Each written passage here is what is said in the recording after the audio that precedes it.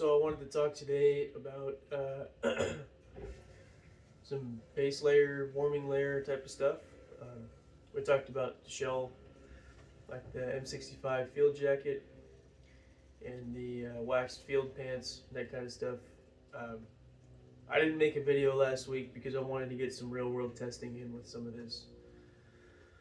There's a homemade wool blanket kind of sweater thing that I made, and it turned out really, really good. And I'm going to share that. So I've been out hiking around with a buddy so we went last Saturday, Sunday, and then yesterday was Friday. And I wore this stuff both times. So this is an old surplus wool shirt. I got them. I got a bunch of them for like $5 a piece. I got a couple for the wife that had bullet holes in them. And I just stitched those back together by hand. But the one that I found that fits me doesn't have any holes in it yet. So that's good. It's still not see-through. It's not really worn out yet. It's in pretty good shape. So I was wearing that. I was wearing a t-shirt just to soak up some sweat because I don't have a wool base layer yet. I want to get like a thin merino base layer, or one of the fishnet shirts that will allow some air movement, keep some of this up off of my skin so it's not soaking up as much moisture. But wool still insulates when it's wet. We're going to get into that here in a minute. So I was wearing that, and then I have on the back of my belt here, because it was getting warm toward the end of the day yesterday, I left it off. I have this wool sweater that I made out of a blanket. I'll roll in some B-roll of how I did this, but basically it's two layers on the front and the back, right? So you have the first layer and the second layer is here, and that 2 layers is only from about the armpits down, so you can still vent some heat here when you're moving, but it still keeps you really warm. It was in the low to mid 40s last weekend when we were out, and I wore a t-shirt with this wool shirt, this guy, and then my field jacket over the top, and I was dry but not, I was sweating like crazy toward the end. We were climbing a pretty steep, gnarly hill, and by the time I took my field jacket off, my field jacket had soaked through, which I didn't expect it to keep water out indefinitely. It was raining on us pretty good for a few times there. And then this was still dry. Like it was dry to the touch. It hadn't got dark anywhere. But wool still insulates you when it's wet anyway. And that's what I like about it here in the Pacific Northwest. I live in Northwest Oregon. It rains like 9 months out of the year. We get really hot summer up where I am, and then it's just rainy and stormy for the rest of the year. Basically what I did is I folded the wool blanket in half and I made a poncho, right? So I folded it hamburger style, made a poncho out of it. I cut a 9-inch slit in the top, and then I cut a little bit down to make kind of a V. I need to do a better job of stitching this, probably get the sewing machine out to put some kind of a stitch in the end of this to keep it from coming apart more. But same with the sides, because they're starting to come apart. All I did was just do a little whip stitch just to try to keep it from tearing more, and it is torn a little bit more. But made a poncho, and then I measured, I think 10 inches down from the top of the poncho, and cut these sleeves, just made a cut across. I made the torso chest part a little bit wide so I could put a couple of layers underneath it if I needed to. And it worked out really well. These sleeves they're not tapered and they don't have a cuff on them right now. So they kind of, when you're walking around and you grabbing onto stuff and they kind of hang if you don't have something over the top of it that has a cuffed arm. So that's something to be aware of. You might want to put, if you're going to make something like this, you might want to stitch something into the end here where you can fold it around your arm and keep it around your wrist. Keep it a little bit more contained. This is the original end of the blanket. It has that typical blanket stitch on there. And I know I'm kind of far away from the camera. The chair that I use outside, it's been raining for a while. The chair that I use outside is completely soaked, and I didn't want to go sit on the porch to do that right now. So now you get to see what the inside of my apartment looks like. This is my recliner that I like to sit and relax in after I've been out in the woods for a day or two. But anyway, I did that, and then I had these two layers on each side sticking off underneath the arms, right? So one of them, I cut the back layer off on this side and the front layer off on this side. And then I just folded the remaining back layer around the front. I just did a real simple little whip stitch right here in the armpit. And then I folded the front layer from this side around the back, same thing on this side. A little whip stitch in the armpit here. And that just holds it so it doesn't try to fall out. But just doing that in the armpit allows me to have a little bit of room here, wiggle room here. So if I do have more layers on, this can expand at the waist area and underneath the armpits. If I have something on that has pockets in it, which you can't really access the pockets once you put this on. If you guys shell over the top of this, you're not getting any pockets that are underneath this thing. But if I have something that has pockets underneath this, it expands out, so I can allow room for that, right? If I want to wear something sort of like this, concealed carrying, it'll expand out and it'll just kind of hang over. So that's kind of nice. But this blanket got washed shortly after I got it. My wife didn't really know what she was doing with that. I didn't either at the time, and so I didn't stop her. It got washed and dried, and there was no special wool settings used. So it shed a lot of its wool. This double layer, it kept me really warm down to in the low 40s. I could have gone lower. I don't know how much lower. I was warm while I was moving, and I was still warm when we stopped to have lunch. Stopped to look at deer tracks and check out trails and talk about where we're going on the map, stuff like that. I stayed nice and warm the whole day. I soaked through that outer, which is going to happen. I don't think anything will be 100% waterproof around here anyway. It doesn't really matter what it is. It rains so much for so long, and then when you're moving, you're sweating so much. I also had soaked completely through my t-shirt underneath was completely soaked, but it was warm, and that was all sweat, I believe, in the t-shirt, because it never felt cold or anything.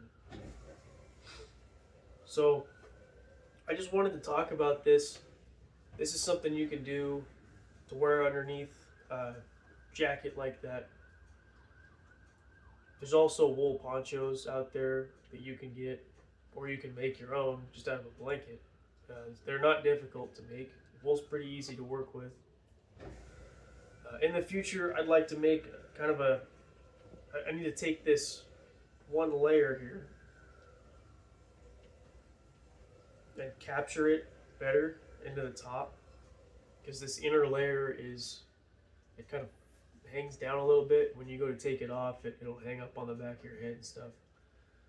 And then you have to be really careful so you're not tearing stitching out of it. But I want to secure it a little bit better, and I might do that today. Nobody else is home today.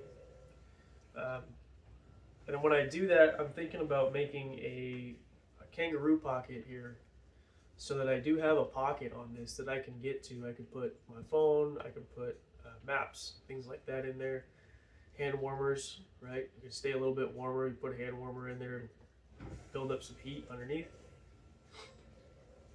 And I can access that. It's not in an exterior pocket of my shell.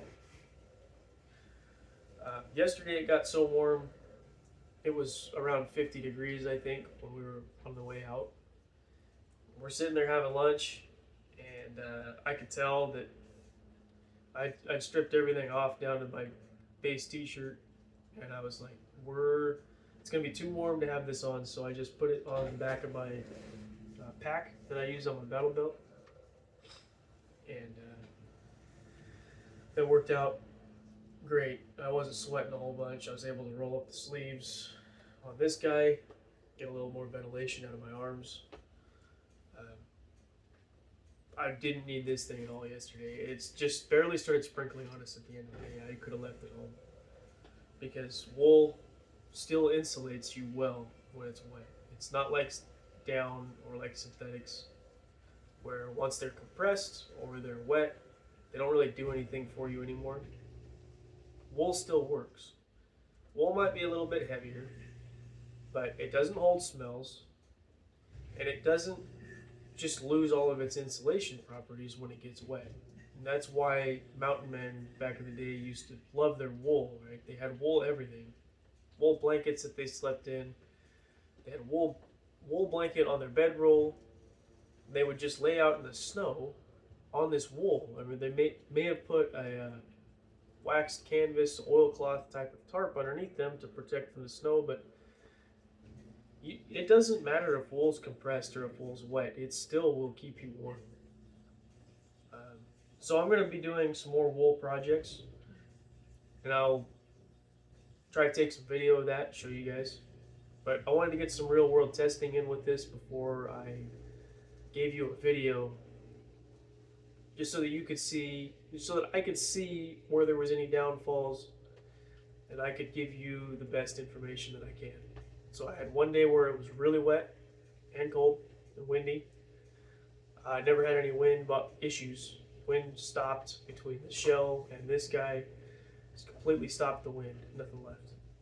And then when I was soaking wet and I'd soaked through my shell, this still kept me warm and dry. So wool is also slightly water repellent. It will water resistant. It'll resist some water. If you're out in just snow, you can wear just a wool outer and you won't get wet.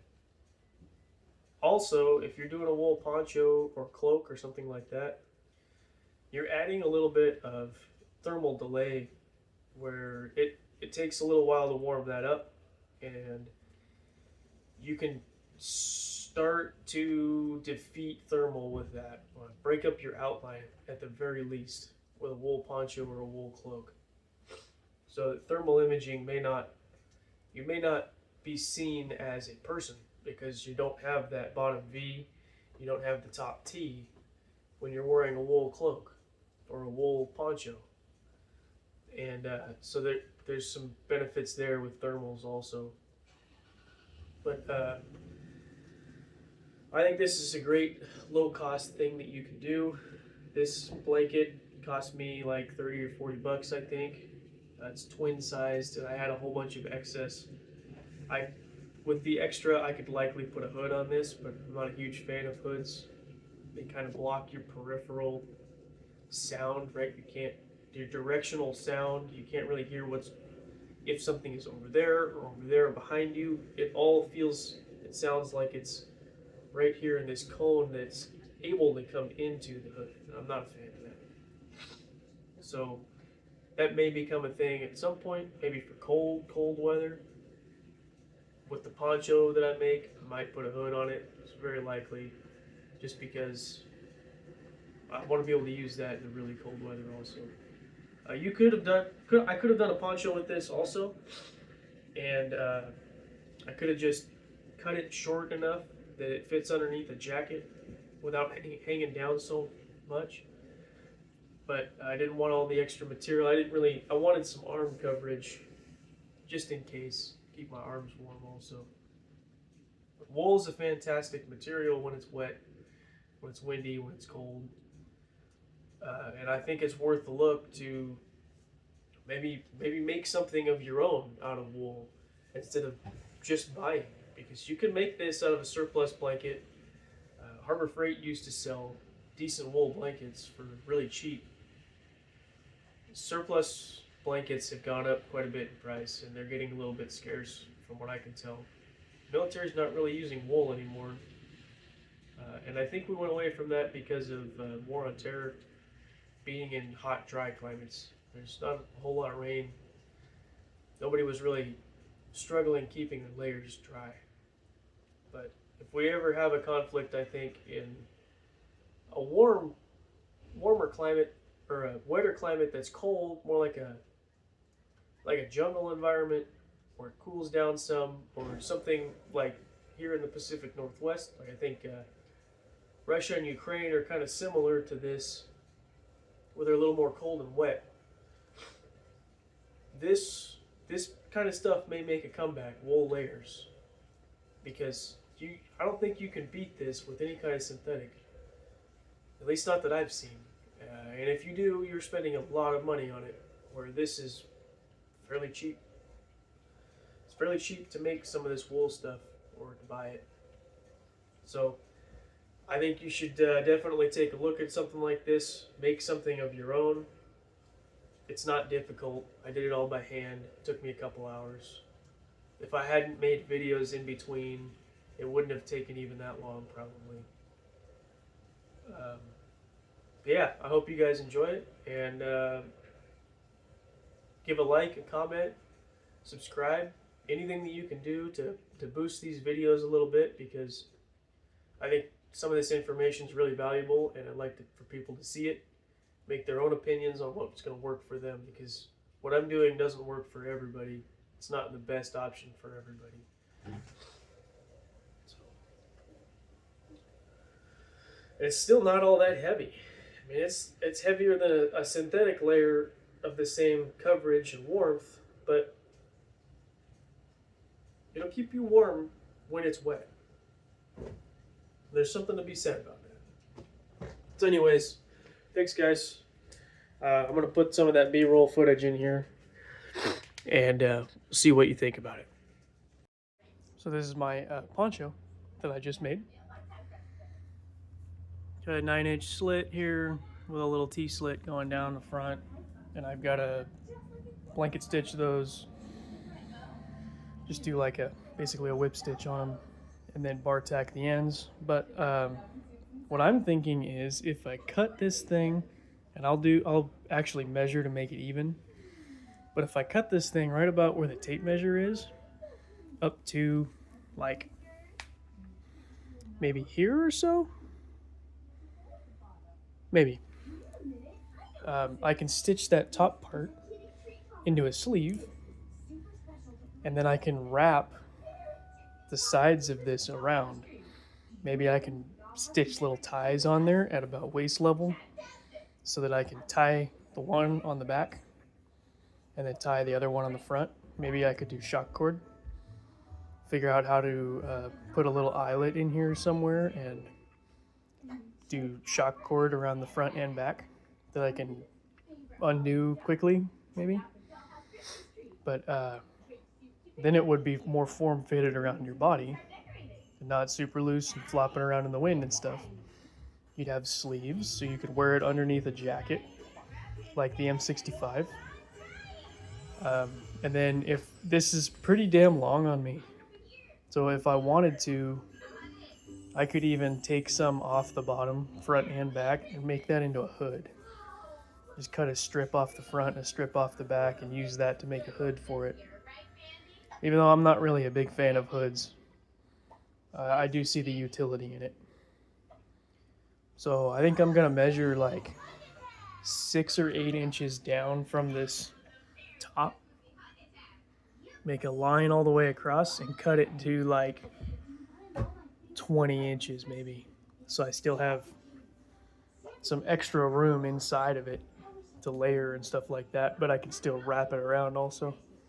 So this whole thing is about 63 inches. roughly. I'm kind of thinking if I divide that into thirds, so that would be 21 inches. So if I went 21 inches from this end, cut the sleeves down to that point, 21 inches from that end, cut the sleeves down to that point, this neck hole would still be perfectly in the center. I'd have 21-inch sleeves, which I believe is long enough for me. I'll take a measurement, but and then I can wrap it around myself when I wear it under a jacket, like a modified poncho, I guess. Kind of more like an anorak, but I don't think I'll be putting a pocket in the front though. But I'm gonna work on that tonight. This seems like a good project for a rainy day right before I'm gonna go out in the woods. So I'm gonna see if I can fuck it up. So now I just have some stitching to do. I went 11 inches here because I have to have room for the before I stitch them together, and then I need to make sure that I have enough room to get an arm up into it on each side. So I did 11-inch height to the sleeves, 20 inches instead of 21 to give me a little bit more room in the torso. So this can be double layered around your torso, and then your chest will be single layered, which will help a little bit with heat regulation. And then the sleeves will be single layered to help with heat regulation also. Then if it came down to it, so I just have this all folded up in the front. But you could stitch this. You could stitch the one extra layer around the back side, and you could stitch the one extra layer around the front side. Not worry about tying it or shock cording it or anything like that. And then you could, yeah, you're good to go then. You would never have to worry about that. Or you can shock cord it and have it more adjustable for layers that you're wearing underneath. Any kind of stuff that you want under it. But this, I think I'm gonna really get after this tonight and have it finished up to take with me tomorrow. Because I don't like that puffy jacket that much. And the liner that I made for my M65 is only a vest, it doesn't have sleeves. It's not super warm. This is actually the same, I bought 2 of these blankets. That's the same blanket as this. This was just a fresh one that hadn't been cut into yet. And they're cheap. This was a twin, I believe. And I'm gonna make a shirt, basically, out of the whole thing. So, I've got my sleeves stitched together. There's quite a bit of extra there, because I didn't taper them, they're just straight. And then I have all the extra blanket. So, this wraps beyond and beyond.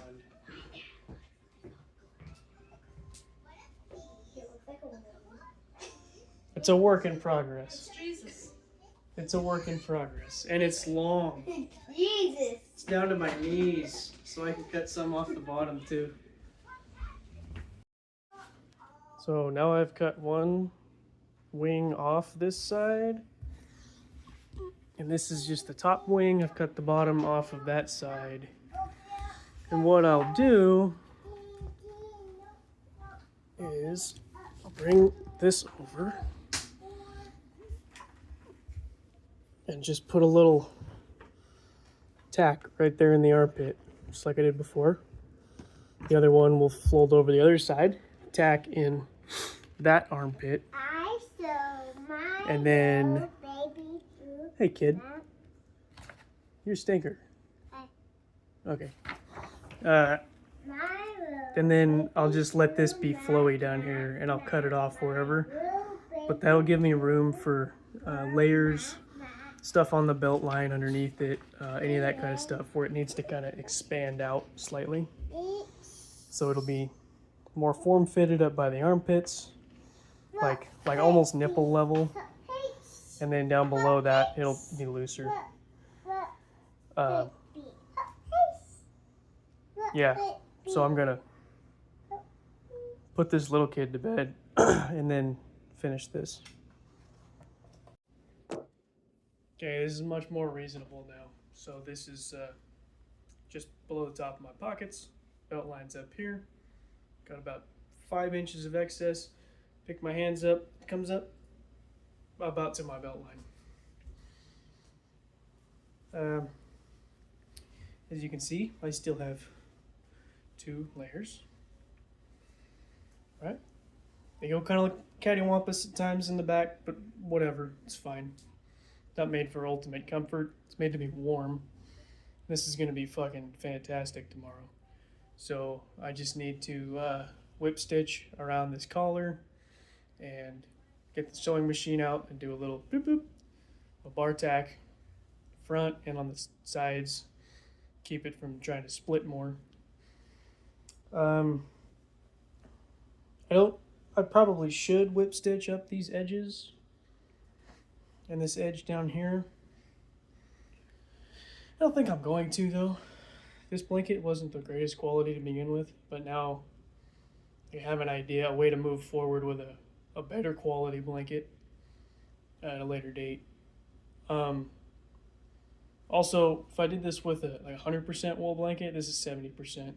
I did it with like a 90 or 100% and it was a little heavier. I would just do a single layer and I would just stitch down the side, and not worry about open. But this will be under a jacket all day tomorrow anyway. So I'm not super concerned about being open like that. But tis nice. It's very warm still, even though I took a layer off the front and a layer off the back. And I think it's gonna be great tomorrow. A little bit on the scratchy side, but it's wool. Can't do much about that. And I will probably be wearing my wool shirt underneath this, which isn't so scratchy. So it'll be wool shirt, this, and then M65 over the top. It'll be nice and toasty. Maybe a little bit too much. May have to strip down, take that wool shirt off, put this back on because this is warmer than that. That may make or break it though. Oh, and she said I looked like Jesus earlier. I caught it. I remember because Sierra said, "Dad, you look like Jesus." Fucking assholes. Anyway,